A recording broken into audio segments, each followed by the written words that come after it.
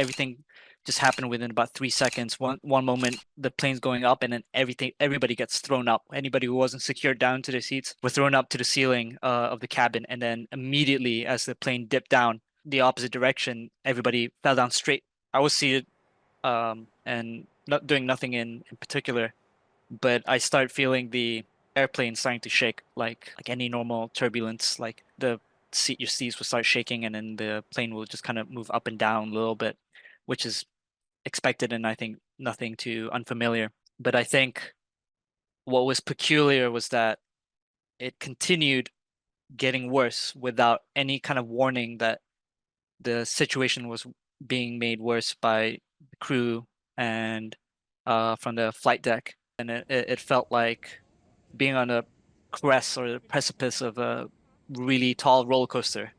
And you have the anticipation of going up.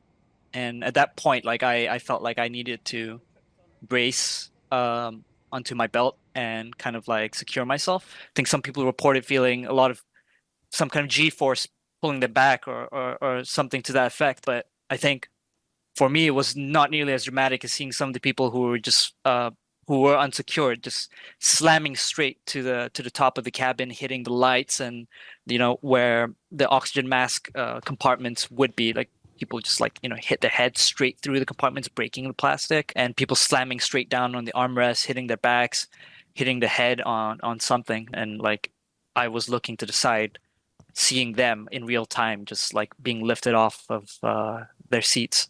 And it's a instantaneous thing. It's not like you're seeing this in slow motion. As soon as when the plane tipped up and down, it Mm. felt like something worse was going to happen. We were going to crash. There was Mm. some engine malfunction, and I mean, thankfully the aircraft was stabilized right afterwards. I think the most important thing that we heard was that they asked for any medical professionals or people who can do first response type work to volunteer themselves. Passengers also were told to kind of sit down and hang tight. But at the same time, amidst all this chaos and confusion, I felt, at least within my eyes, that people, couldn't really absorb what was to be prioritized. The people who were hurt might be sitting down, but people who weren't hurt were just trying to find their missing things. They're trying to find their phones so they could maybe like call Mm. their Loved their ones. loved ones. That period when we heard the announcement that we had to change directions and head to Bangkok, I think there was kind of like the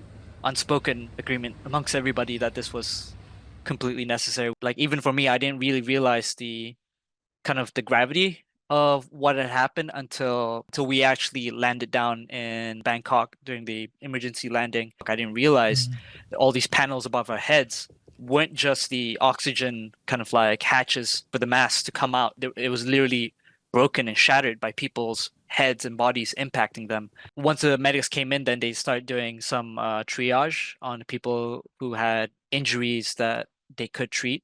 And after a while, they started opening up the emergency exits, and people from the fire department rescue team came in, and that's when the stretchers came in to help deal with the victims who had been really seriously injured, the ones that who couldn't get up and couldn't walk and needed to be carried out. And I think that's probably one of the most like perhaps you know horrifying, also shocking moments because I think the entire time within that 1 hour flight or so to go down to Bangkok, I had no awareness, and I think people didn't have awareness of some of the really bad injuries. Like we only saw the people who were still seated, who had trauma wounds to their head, gashes, but there were some people who were seriously, seriously injured. Like my heart goes out to the people who have lost and who have suffered um in the incident. And I think I've been very lucky to have come out of it uninjured physically. I'm thankful for that, but also for the diligence of the air crew and all the rescue teams and the medics who helped us through the situation. I think made the situation a lot less scary and terrifying than what it could have been.